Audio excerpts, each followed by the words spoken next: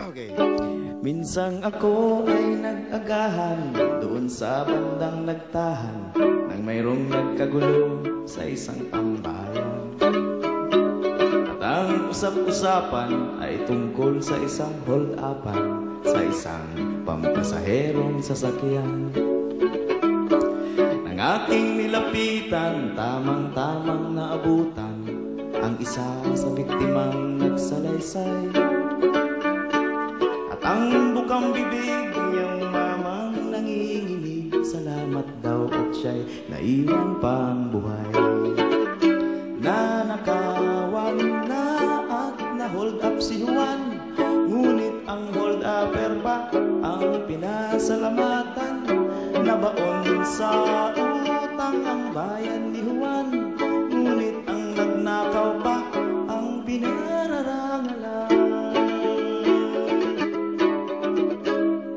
Isang kinsenang kayod ang pinagpawisang sahod ay nahulog sa kamay ng magnanakaw. Pati yung estudyante at aling mukhang pasyente at lolong halos di na makagalaw. Relo, singsing at hikaw, pati ngiping natutunaw, sinimot noong disenteng lalaki. Mabuti na lang daw at mabait yaong mamaw, sila'y inabutan pa ng pamasahe. Nanakawan na at na-hold up si Juan, ngunit ang hold upper pa ang pinasalamatan.